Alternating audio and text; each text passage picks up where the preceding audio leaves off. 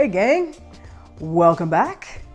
Today we are talking hygiene and first aid on this trip. And everything you see on the table in front of you pretty much encapsulates what we're taking.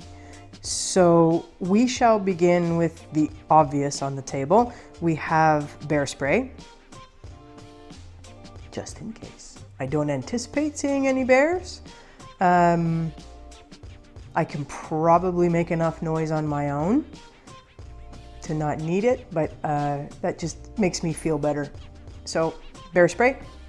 We'll start here with the funny one. This is the poop kit. So no bathrooms anywhere on this trail. Not even a thunderbox if you've been out into the provincial parks. So this is everything that we need to keep that part of ourselves a little bit clean. So we have a trowel. This one I believe is called the Vargo Dig Dig trowel.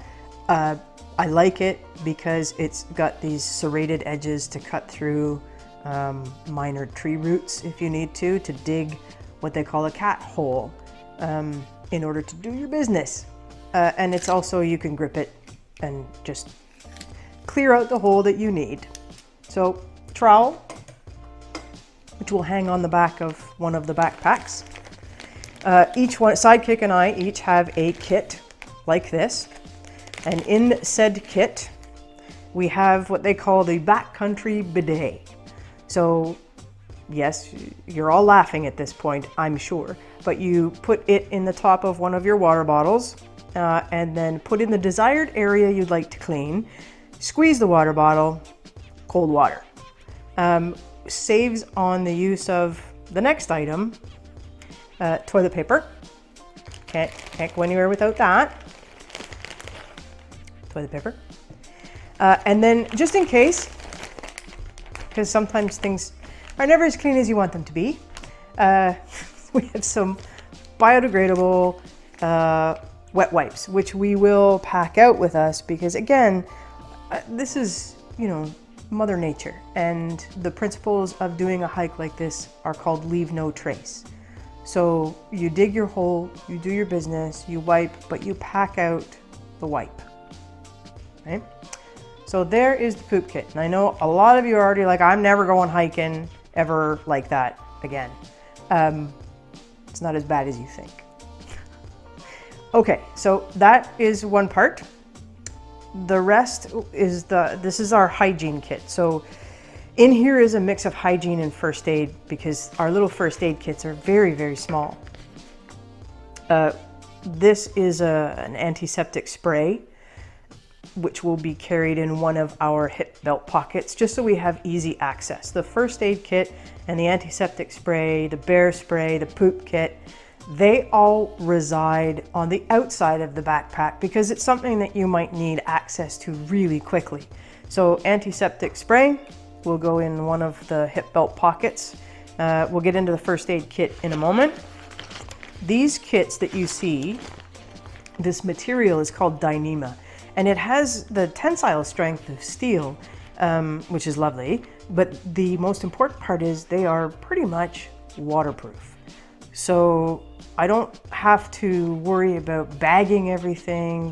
The bag itself is pretty waterproof. So, all right, this is what we call a ditty bag. It is a bag that holds all the things that we need to take care of ourselves. So we do have some camp suds. This will last us the whole trip, if we use it at all. I mean, it's, we don't use it in the river when we wash. You sort of, use your water bottles, get fresh water, walk a few hundred meters away from the water source, then use your soap, clean yourself, rinse yourself off, and then you can go back in the river. So there's a protocol to treating Mother Nature kindly. So camp soap. We're carrying an EpiPen. Up until the point that I bought this EpiPen, I had never been stung by a bee or a wasp. So I had no idea if one of those things, which do exist on the trail, would affect me or Sidekick. Sidekick has been bitten, no reaction to his knowledge. While we were doing one of the training hikes, oddly enough, a nice little wasp kindly flew into my watch area and stung me on the wrist. You can still see a bit of the remnant there. I had enough of a reaction that I'm glad I bought this. So this is coming with us because, again, if you get bitten by something or encounter something and start any kind of allergic reaction that is more serious than Benadryl will account for, good to have. So that is in the ditty bag. This is my ditty bag, by the way. Sidekick has his own, his is green. I have a small repair kit for the sleeping pad in case it loses air. I have some dental floss, which also can be used as thread if something falls apart. I actually have a needle in the first aid kit. Eyewear glasses, so a quick lens cleaning kit. Body Glide for any areas of your body that are experiencing chafing. I've run into that before. We have a toothbrush. I have some toothpaste. I have a comb. My hair is so thick, I don't know if this is gonna, I might break this comb. So we'll see how that works out. Otherwise, I'm down to my fingers. I always carry an extra lighter for the stove somewhere else in the backpack, so it's residing here. We'll see how long that lasts, but a little bit of, I don't want to smell as bad as I think I'm going to smell. A little bit of antiperspirant.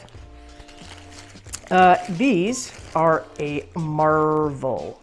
So these are actually wipes. They're dried up, it's almost like dehydrated.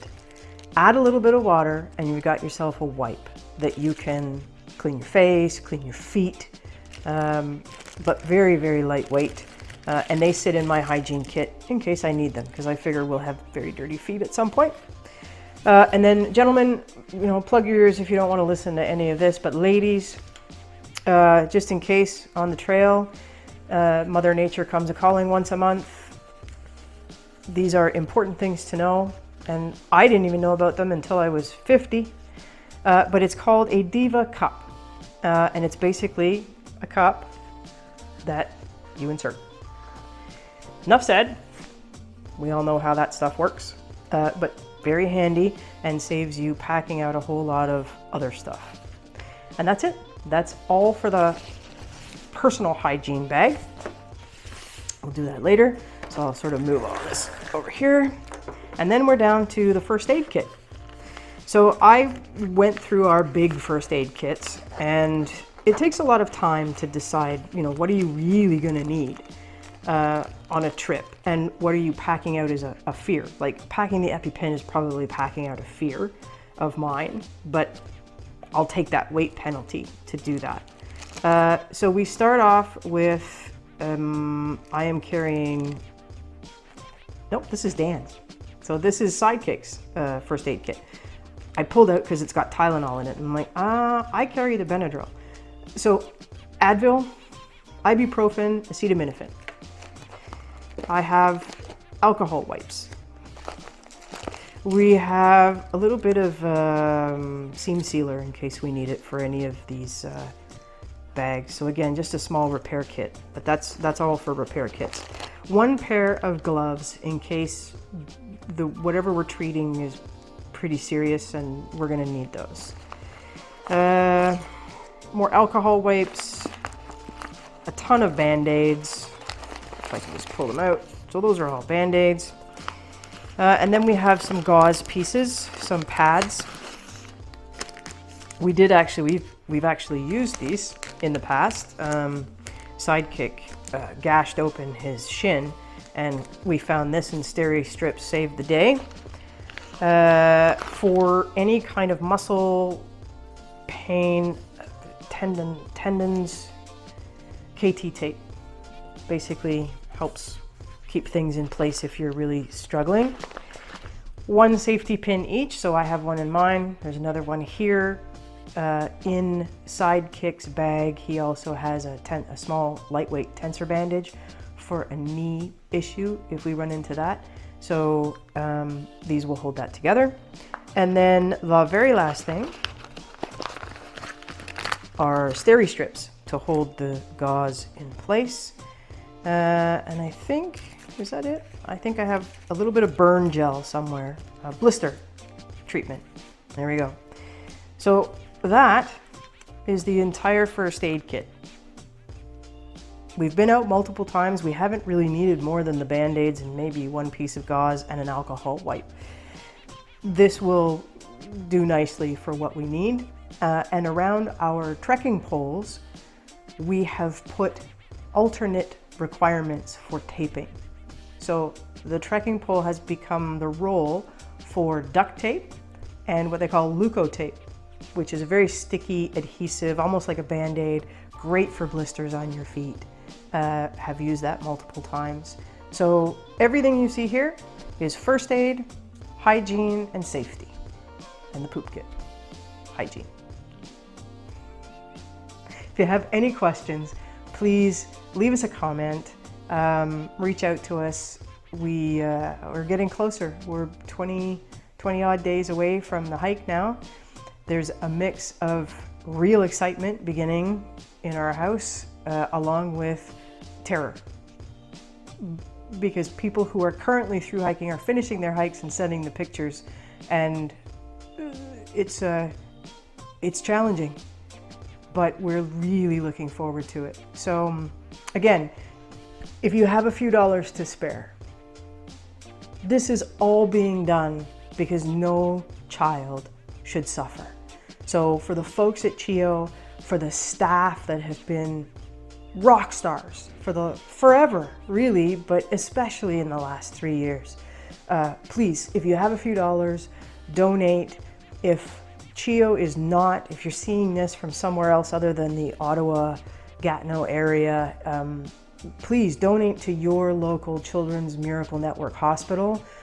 Just say it's for Hiking for Miracles, and help the kids because they deserve it. Their families, can use the support. And again, all the staff, researchers, doctors, nurses, technicians, everybody at CHEO, outstanding. So thank you. You are all heroes to me. Donate, share. If donating is not a possibility for you, just spread the word. We'd appreciate it. We'll see you next time.